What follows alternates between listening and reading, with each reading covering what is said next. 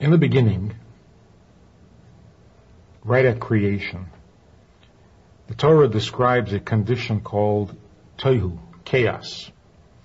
That in the beginning, the early stages of creation, there was darkness and there was water and there was the Spirit of God hovering over the water. And that was a condition of chaos, of tohu. Then, in the 6 days of creation, and each day, God introduced order, tikkun, to creation, putting things where they belong, giving things their purpose, their function, and so on. So, the existence of water was part of that chaos condition in the early stage of creation. On the 2nd day of creation, God said, let the waters separate and the dry earth come to the surface and be visible. And that's when God created heaven, or firmament, whatever that is. He also created a gathering of waters, because the natural state, or the original primal state of the world, was that all earth was a solid globe surrounded by water, and the water was surrounded by air, and the air was surrounded by fire, by energy. On the 2nd day of creation, when the waters separated and allowed the segments, the pieces of this earth globe to float to the surface, what happened then was that the earth contained the water. There was a gathering of waters. And as the Torah says, this gathering of waters, this mikveh mayim, this gathering of waters, God named or called oceans or seas.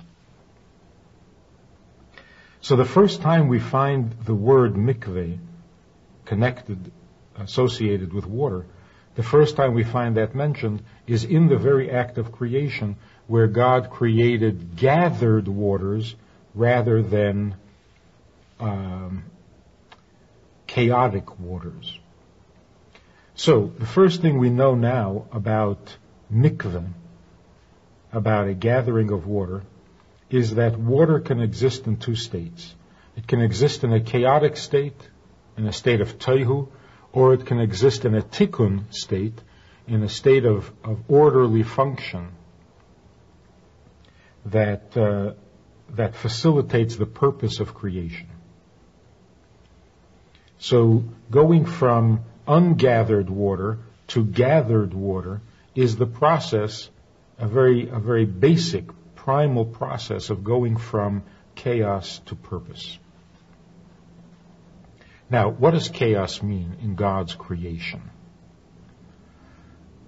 Obviously, it doesn't mean uncontrolled or purposeless, meaningless existence.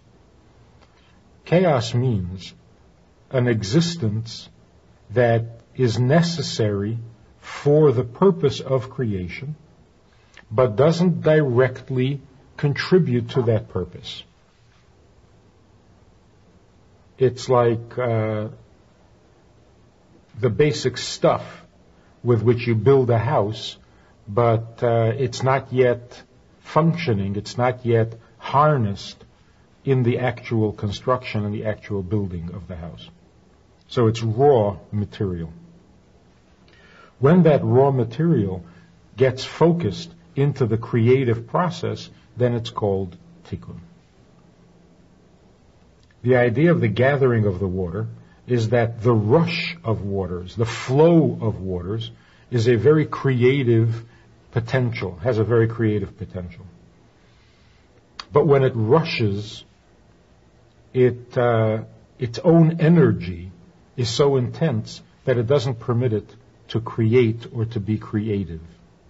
So the potential overwhelms itself and is therefore chaotic, non-productive.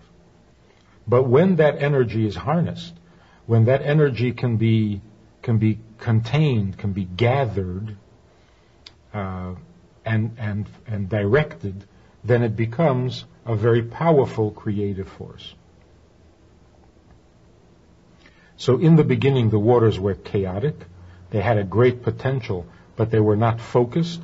Then God gathered the water, and by gathering, He gave it a purpose and a direction so that its creative potentials would be productive and creative. We find the same thing with washing of the hands. That when you wash the hands, you have to have contained water. You have to gather water in a container and then pour that gathered water over your hands. And again, the idea is that water has a great potential, but when it flows, it destroys, by its own energy, it destroys the boundaries, the borders, the definitions that need the energy that the water has, so that the water is not contributing its energy to a focused, to a gathered, to a collected, to a definable purpose. When you gather the water and the rush of the waters calms down, then it becomes focused, directed, and creative. The idea of a Mikra, when a married woman goes to the Mikra, which is essential, of course, to the marriage and to the children born of the marriage and so on. But so much has been said about Mikra, and so much has been written, which is available and important. There's this one point, this one idea that maybe hasn't been given a lot of attention, and that is that the mikveh itself, the gathering of waters, the way the mikveh is made, so that the water which is raw and natural is gathered into one place, is this process of going from chaos to order, from tohu to tikkun. And of course the same is true in the biological process of fertility, where the body is capable of endless creation. Its creative potential is infinite, but it has to be focused. It has to be guided to a specific, definite creation. So when that potential for life, the potential to create, to give birth, overwhelms itself, so to speak, and needs to refresh itself or renew itself, that process is the process of tohu, of chaos. When, after going to the mikveh, the potential for actual birth is renewed, that's the tikkun, that's going back to the orderly process of creation. And in order for the body to make that transition, the mikveh, the gathering of waters, is necessary to facilitate that transition. Because that's where God, in creation, put the potential and the ability to renew creative energy from chaos to order, to tikkun. What is not understood or very well known about the idea of mikra and the whole concept of ritual uncleanliness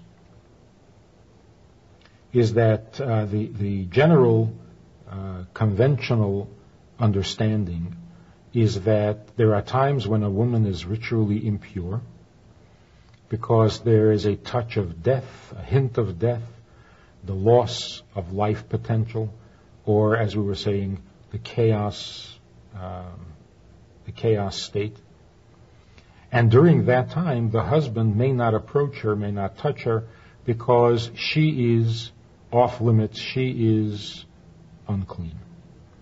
And around this concept, other nations, other cultures developed all sorts of superstitions, all sorts of taboos, all sorts of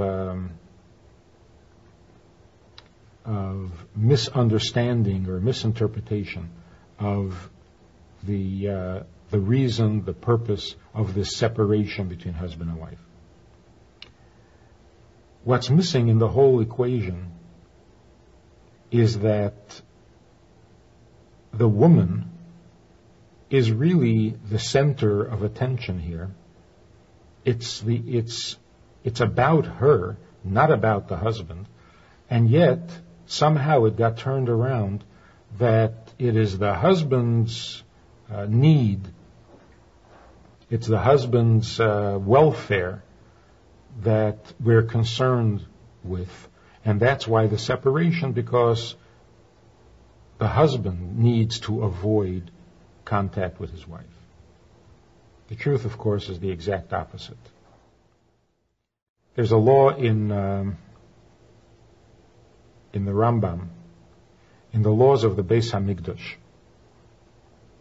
where it speaks about the uncleanliness, the ritual impurity of an animal that died in the temple. Animal walked into the temple, crawled into the temple, and died. Well, that's an impurity. A Kohen is not allowed to be in the same building, under the same roof, with an unclean carcass, with an impure carcass. So now the question is, does the Kohen go into the temple in order to remove this animal, or must he not go into the temple? There's a whole discussion there in the Talmud about this. The conclusion is that he may not go into the temple. Now, the Rambam adds a very interesting twist to the whole concept. He says the Kohen, the priest, is not allowed to go into the temple when there's an impurity in the temple because of the following reason. As he goes into the temple, he becomes impure. And then his presence in the temple is violating the holiness of the temple because he is in his impure state present in the temple which is holy. So here's an interesting twist. It's not that the Kohen is not allowed to go into the temple because he will become unclean or impure, and his purity is what's being protected. On the contrary, as he goes into the temple, he will become impure. And then, being impure, he does not belong in the temple because the temple is being protected from his impurity. Now, a person can argue, the temple is already impure. There's a dead animal there. So the Kohen going into the temple, becoming impure, and then being present in his impurity in the temple is only adding a little more impurity to an already impure temple. And yet, this is the prohibition. The Kohen is not allowed to bring his impurity to the temple, even if the temple has its own impurity. And the same, of course, is true with a husband and wife. The reason a husband does not approach his wife, or doesn't make physical contact with his wife until she goes to the mikveh, is not to protect his purity, but to protect hers. Because as he becomes impure, he adds his impurity to her, and that's not acceptable. Now we find this idea in the preparation to receiving the Torah. God said to Moshe, tell the people to prepare for the giving of the Ten Commandments, for the revelation at Sinai. And they had been counting, actually they had been preparing. They had been counting for 49 days from the day they left Egypt. But God said, prepare yourselves, because for 2 days. And Moshe went ahead and told the people to prepare themselves for 3 days. And part of the preparation was, as the Torah says, prepare yourselves, get yourselves ready, do not approach a woman. And again, the conventional assumption is, do not approach a woman means men should stay holy. But Moshe went ahead and made it a 3-day preparation rather than a 2-day preparation. And Rashi tells us that's because by having 3 days of separation between men and women, that allowed the women to become ready, to be prepared, to not be ritually impure from their husband. So again, conventional wisdom seems to put all the emphasis on the effects on the husband, when in fact the topic is women, the woman, and therefore the benefit must be to the woman and not to the man. So the story of the Mikra the concept of Mikra appears throughout all of Torah, beginning again with creation. During the flood, we find again the theme of Mikra, because God destroyed the world in the flood because the world had become so corrupt and so impure. But God can destroy in so many different ways. Why with a flood? Why with water? And so if we look at the description of the flood, we find that just as a mikveh, in order to be proper, to be functional, valid, has to have 40 measures of water, the flood, the rain of the flood, was also for 40 days and 40 nights. Just as the mikveh has to cover the entire body, including the hair, the rain of the flood waters covered the tips of the mountains, and only then did it stop raining. So, in a sense, God purified the world by taking it to the mikveh, by immersing the world in 40 days and 40 nights worth of natural rainwater. So the world was not just destroyed in the flood, it was purified in the flood. And that's why after the flood, the rainbow appeared, because the rainbow is a natural result of a solid firmament, a solid heaven that can break down the different wavelengths or the different colors in the light, which before the flood, this didn't happen. There was no rainbow because the heavens were not solid enough. They were not stable enough to produce the rainbow. So the flood, on the one hand, killed all living beings, but on the other hand, purified, cleansed the world, and took it again from a state of chaos to a state of order, to a state of tikkun. And so it is every time that we go to the mikveh. It's like returning to the state of chaos, to the primal state of potential that is undirected, unspecific, non-specific. And then coming out of the water, gathered waters, we are now focused, we are now creative in a productive, practical tikkun fashion. Similar to the amniotic fluid, which the infant, the fetus, lives in, which is when the creative activity is most intense, but does not yet have a purpose or a function. The child doesn't have an identity of its own, it doesn't have a responsibility of its own, it doesn't have, in essence, a life of its own. And by being born, by leaving the amniotic fluid, the child goes from the chaos to the order, to the tikkun. And then going to the mikveh, immersing yourself, being completely immersed in the water, is like returning to the amniotic fluid, regaining that energy and that creativity that is so intense that it doesn't yet have a focused purpose, and then coming out of that mikveh, again, like the rebirth, going back into the world of tikkun, into the world of purposeful, directed creativity. There was a woman in Russia in the bad days who went to the mikveh in the sea.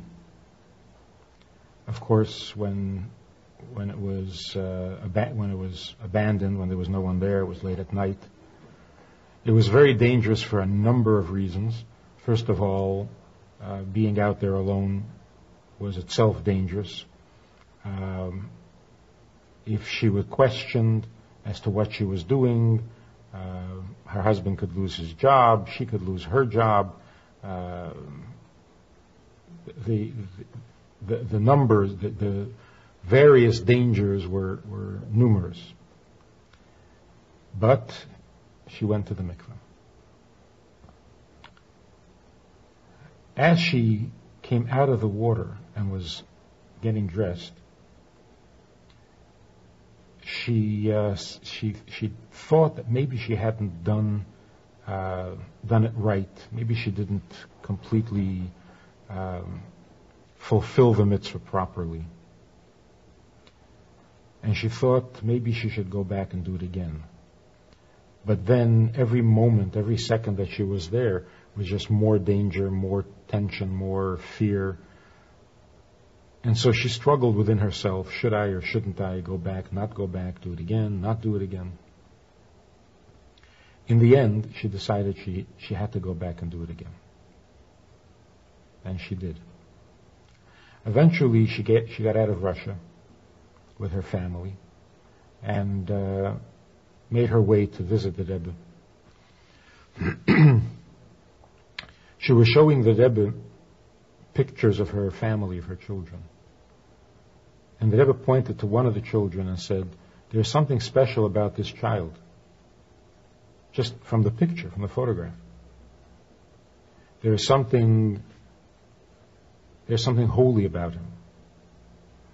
And that was the child that was born after this mikveh episode where she had that devotion, that sacrifice, self-sacrifice of going back and doing it a second time just to make sure that she had done it right. Now the effect that had on the child was so powerful that it was visible to the Rebbe who had the eyes and the perception to see it. It was visible not only on the face of the child, but even in the photograph of the child. So this process, this purposefulness that mikveh brings, going from the chaos to the order, is really the whole purpose of creation. And that's why mikveh is treated as such a special mitzvah, so absolutely essential and basic to Jewish life. Not only because it affects children and future generations, which is of course crucial to Jewish survival and to Jewish identity and so on, but it speaks to the very heart of creation itself. God's purpose in creation, to take a chaos condition, an intense energy, an intense creative potential that is so intense that it overwhelms itself, and to capture that, to gather that into a specific, into a focused, guided creation with a reason, with a purpose, with a goal that we can participate in, that we can contribute to, that we can be part of. This is everything. This is the whole story of creation. The purposefulness is really at the heart of all of Yiddishkeit. That God created the world with a purpose. That the world satisfies a purpose. that the existence of the physical, of the mundane, of this world that has taken so long to become decent, to become what it needs to be, what it should be, what it's intended to be. And through all the trials and tribulations, one thing keeps us optimistic, one thing keeps us motivated and inspired. There's a purpose. There is a purpose. There is a reason. There is a plan. We're headed somewhere. We're going somewhere. We're accomplishing something. We're not in chaos. And that all this potential, all this energy that sometimes gets misguided, misdirected into evil energies, into the success of evil, which needs to be rechanneled, that needs to be redeemed and brought to the tikkun and brought to contribute towards the purpose. That's the whole scheme of creation. The balance of good and evil is really the balance of chaos and order. And when we participate in it, when we do our part to capture our own chaos, our own overwhelming potential that doesn't allow itself very easily to be harnessed, like a really spirited horse that doesn't allow itself to be saddled. We know that energy and that spirit would be so intense and so creative and so useful once it does allow itself to be saddled. And so the creative potential that the body has, the creative energy that the body has, all of that, its intensity, its pleasure, its attraction, its ability to make our lives or destroy our lives, all of that can be captured into tikkun, into creative, productive, and purposeful birth and creation. And that is the story of gathered waters.